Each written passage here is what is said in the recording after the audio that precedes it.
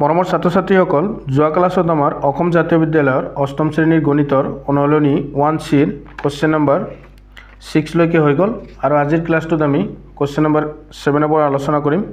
এতিয়া আহা question number 7ত প্ৰশ্নত কি কৈছে যে পি সংহতিটো দিয়া আছে, আমাৰ পি সংহতিটোৰ মৌলকেইটা দিয়া আছে A B C D E F G, আৰু কিউ সংহতিটোৰ মৌল দিয়া আছে এ বি চি ডি, আৰু আৰ সংহতিটোৰ মৌলকেইটা দিয়া আছে বি ডি এফ জি। হলে সত্যাপন কৰা যে 1 নম্বৰত আমাক দিয়া আছে পি অন্তৰ কিউ মিলন আৰ ইকুৱেল পি অন্তৰ কিউ ছেদন পি অন্তৰ আৰ।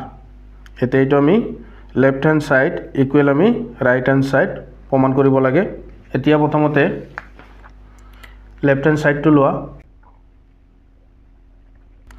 লেফট হেণ্ড সাইডত আমাক কি দিয়া আছে পি অন্তৰ কিউ মিলন আৰ, পি অন্তৰ কিউ মিলন আৰ। এতিয়া পি সংহতিটো বহাই দিয়া। ইয়াৰ মৌলকেইটা আছে A B C D E F আৰু জি। অন্তৰ এতিয়া কিউ মিলন আৰ আছে, একেবাৰে কৰি দিয়া কিউ মিলন আৰ। এতিয়া মিলনে আমাক কি বুজায়, কিউ আৰু আৰ সংহতি দুটাৰ মিল আৰু অমিল আটাইবোৰ মৌল। এতিয়া চোৱা কিউ সংহতিটোত মৌল আছে এ বি চি ডি আৰু আৰত আছে B D F G.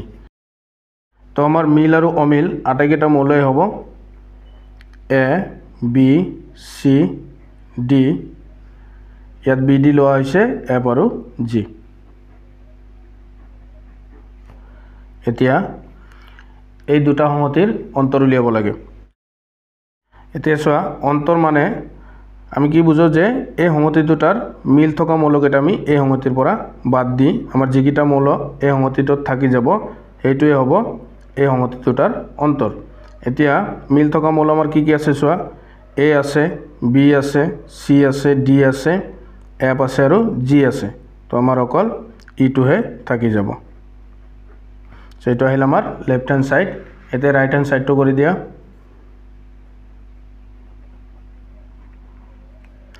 Right hand সাইডত কি আছে পি অন্তৰ কিউ ছেদন পি অন্তৰ আৰ। এতিয়া পি অন্তৰ কিউ ছেদন পি অন্তৰ আৰ।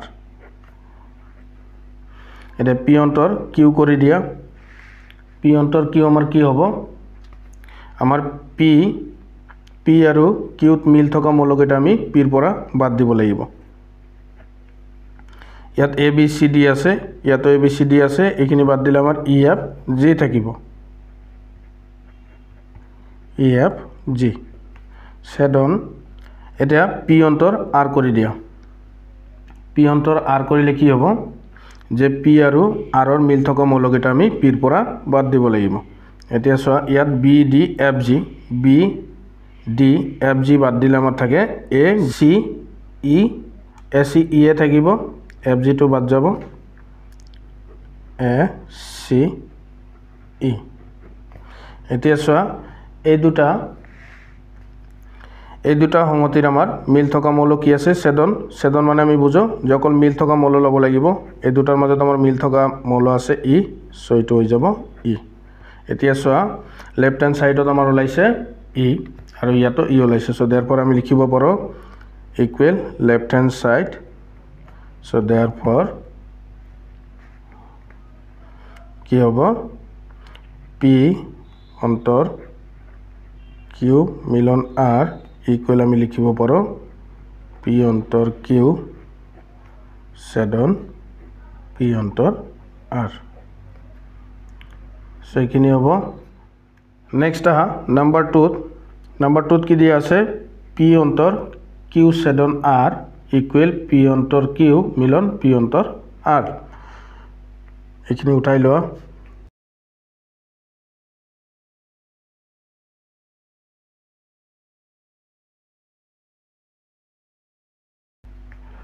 এতিয়া ইয়াৰে লেফট হেণ্ড সাইডটো লৈ লোৱা। লেফট হেণ্ড সাইড কি আছে পি অন্তৰ কিউ ছেদন R এতিয়া পি সংহতিটো বহাই দিয়া পি আমাৰ কি আছে এৰ পৰা জি লৈকে আছে so A B C D E F G অন্তৰ এতিয়া কিউ ছেদন R এটো একেবাৰে কৰি দিয়া কিউ ছেদন R কি হ'ব আচ্ছা কিউৰ পৰা কিউ আৰু R ৰ মিল থকা মৌলকেইটা আমি ল'ব লাগিব এটা কিউ আৰু R ৰ মিল থকা মৌলকেইটা কি কি হ'ব চোৱা বি আছে ডি আছে সো বি আৰু ডি এ হ'ব সো এটো হৈ যাব বি ডি এতিয়া অন্তৰ কৰিলে কি হ'ব চোৱা এই দুটা সংহতিৰ মিল থকা মৌলকেইটা আমি এই প্ৰথম সংহতিটোৰ পৰা বাদ দিব লাগিব বি আৰু ডি মিল আছে সো বি ডি বাদ দি কেনে আমাৰ ইয়াত থাকিব এ সি ই এফ আৰু জি এটো হইল আমাৰ লেফট হ্যান্ড সাইড এতে রাইট হ্যান্ড সাইড করে দিয়া রাইট হ্যান্ড সাইড করলে কি হবো পি অন্তর কিউ মিলন পি অন্তর আর এতে সব পি অন্তর কিউ করে দিয়া পি আৰু কিউৰ মিল থকা মৌলকেইটা আমি পিৰ পৰা বাদ দিব লাগিব এ বি সি ডি বাদ দিলে আমাৰ ইয়াত ই এফ জি থাকিব সো পি অন্তৰ কিউ হৈ যাব ই এফ জি মিলন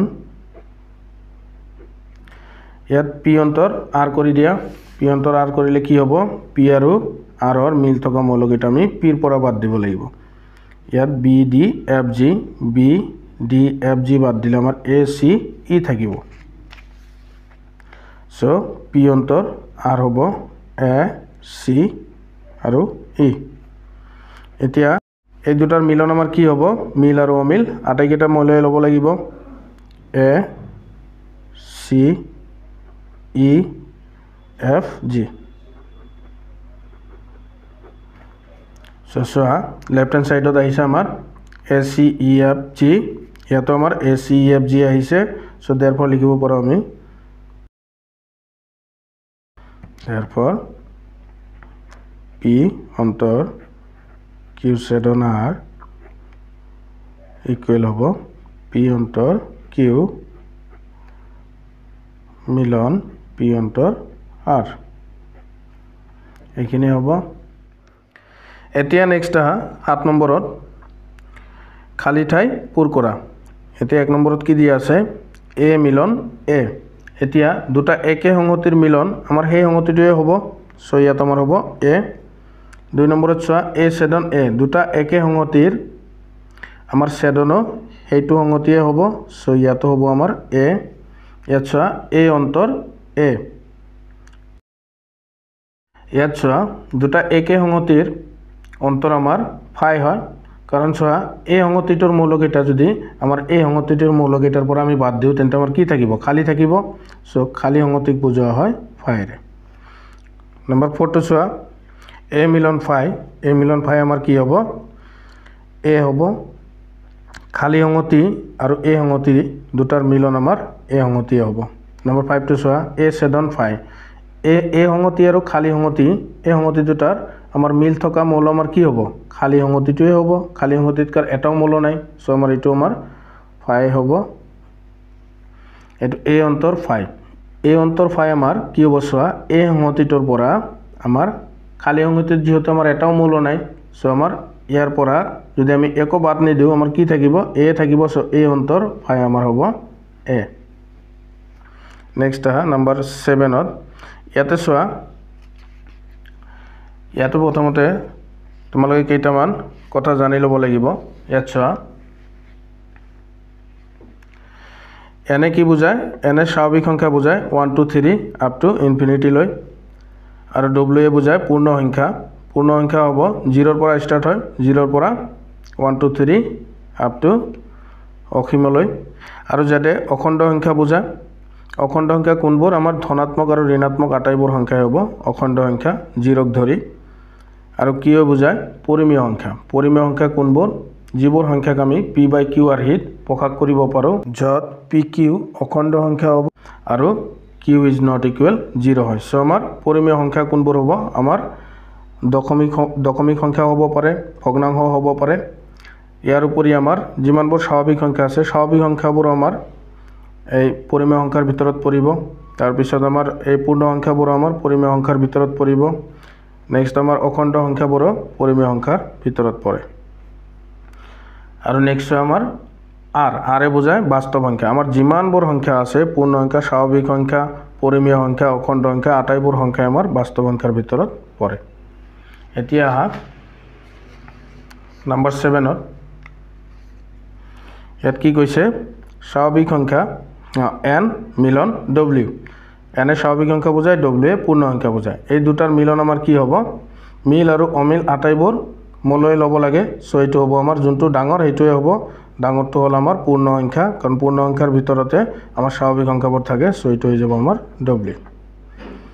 নেক্সট নম্বৰ 8টো চোৱা। ডব্লিউ মিলন জেড। জেডে আমাৰ কি বুজায়? অখণ্ড সংখ্যা। অখণ্ড সংখ্যাৰ ভিতৰতে আমাৰ ডব্লিউ থাকে, কাৰণ পূৰ্ণ সংখ্যাবোৰ থাকে। চ' আমাৰ এইটো হ'ব জেড। নেক্সট আহা কিউ ছেদন এন। এতিয়া পৰিমেয় সংখ্যা আৰু স্বাভাৱিক সংখ্যাৰ ছেদন। পৰিমেয় সংখ্যাৰ স্বাভাৱিক সংখ্যাৰ ছেদন হ'ব আমাৰ স্বাভাৱিক সংখ্যা, কাৰণ স্বাভাৱিক সংখ্যাবোৰে পৰিমেয় সংখ্যাৰ ভিতৰত থাকে। নেক্সট আহা নম্বৰ 10ত আৰ ছেদন কিউ।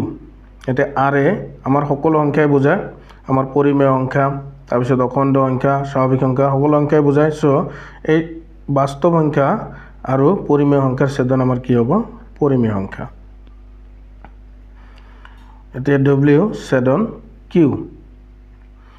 ডব্লিউ পূৰ্ণ সংখ্যা আৰু কিউটো হ'ল আমাৰ পৰিমেয় সংখ্যা। এতিয়া পৰিমেয় সংখ্যা আৰু পূৰ্ণ সংখ্যাৰ ছেদন আমাৰ কি হ'ব? পৰিমেয় সংখ্যা। নেক্সট আহা নম্বৰ 12ত এন ছেদন আৰ। এন ছেদন আৰ কি হ'ব? স্বাভাৱিক সংখ্যা আৰু বাস্তৱ সংখ্যাৰ ছেদন আমাৰ স্বাভাৱিক সংখ্যা হ'ব। নম্বৰ 13ত আহা যদি এ বিৰ উপসংগতি, তেন্তে এ মিলন বি কি হ'ব?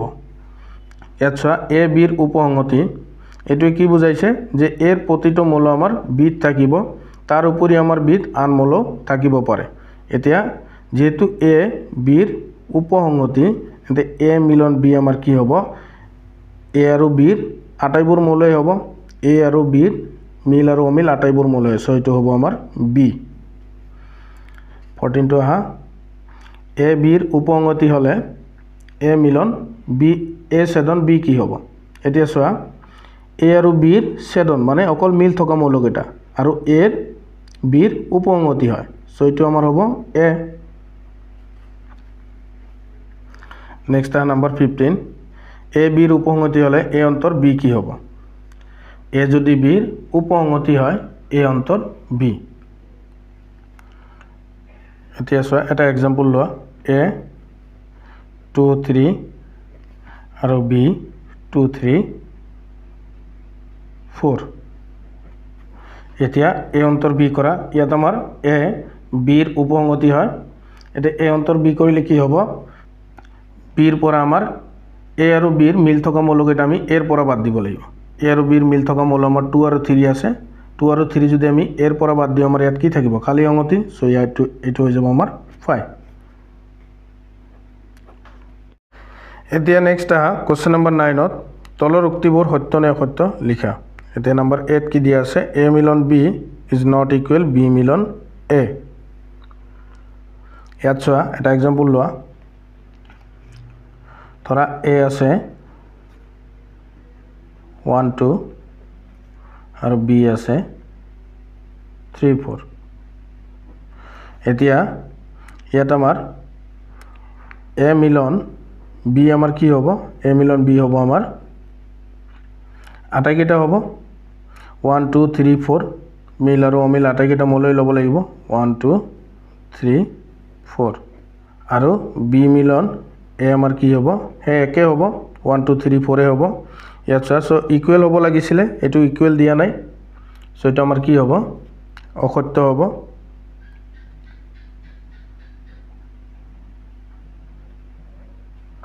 নেক্সট নম্বৰ বিত এ ছেদন বি ইজ ইকুৱেল বি ছেদন এ আৰু বিৰ মিল থকা মৌলকেইটা এ ছেদন বি হ'ব আকৌ বি আৰু এৰ মিল থকা মৌলকেইটা বি ছেদন এ হ'ব সো এটা আমাৰ ইকুৱেল হ'ব সো এইটো হ'ব সত্য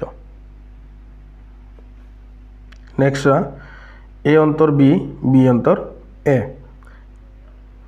ইয়াত চোৱা A12 আৰু B34 এতিয়া A অন্তৰ B কি হ'ব ইয়াত A অন্তৰ B হ'ব ইয়াত আৰু এটা মৌল লোৱা ধৰা 3 এতিয়া চোৱা A অন্তৰ B আমাৰ কি হ'ব A আৰু B ৰ মিল থকা মৌলকেইটা এৰ পৰা বাদ দিব লাগিব এৰ পৰা বাদ দিলে আমাৰ কি থাকিব ইয়াত অকল 3 মিল আছে 3 টো ইয়াৰ পৰা বাদ দিলে আমাৰ 1 2 থাকিব A অন্তৰ B হ'ব 1 2 আৰু B অন্তৰ A কি হ'ব বি আৰু এৰ মিল থকা মৌলকেইটা বিৰ পৰা বাদ দিব লাগিব 3 টো মিল আছে বাদ দিলে ইয়াত হ'ব 4 এতিয়া চোৱা দুইটা আমাৰ ইকুৱেল ওলোৱা নাই কিন্তু ইয়াত কি কৈছে ইকুৱেল হ'ব সো এইটো হৈ যাব অসত্য নেক্সট ডি x বিলংস এ অন্তৰ বি এইটো চিনে বুজায় যদি আৰু যদিহে চোৱা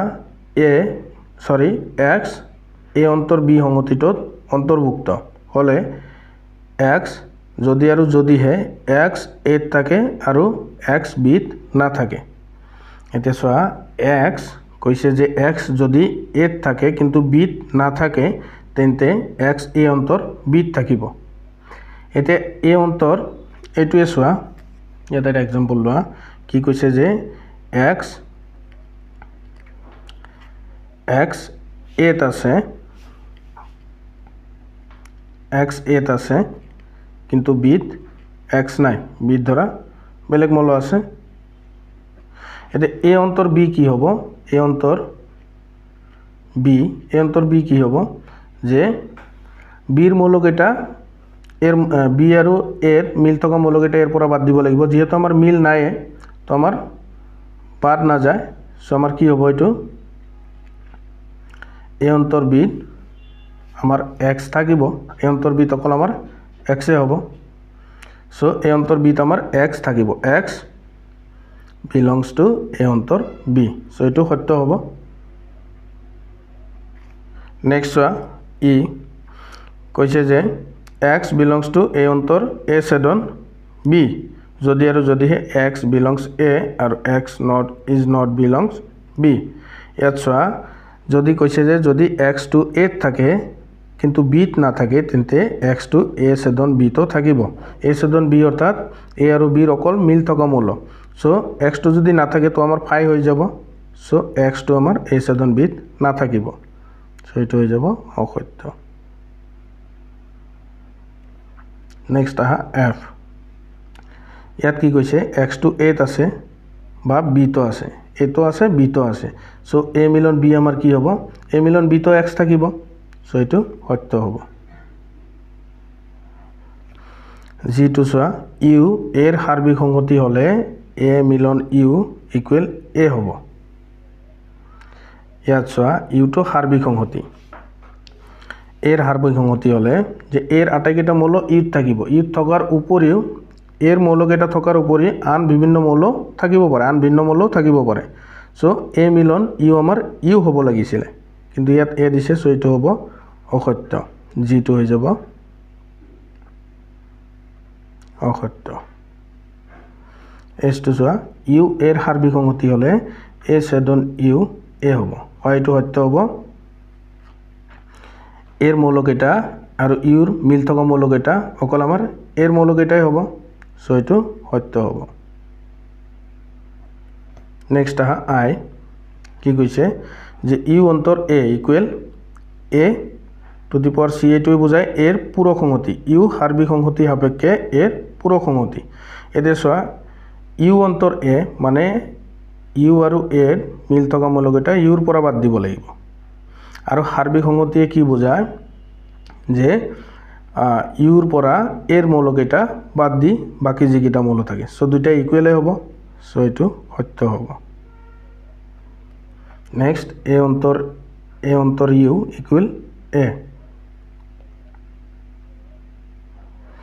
এইটো চোৱা এৰ পৰা এৰ পৰা এ আৰু ইউত মিল থকা মৌলকেইটা আমি এৰ পৰা বাদ দিব লাগিব। এ আৰু ইউত মিল থকা মৌল আমাৰ এ হ'ব, চ' এৰ পৰা এ বাদ দিলে আমাৰ কি হ'ব? ফাই হ'ব, কিন্তু ইয়াত দিছে এ, চ' এইটো হ'ব অসত্য।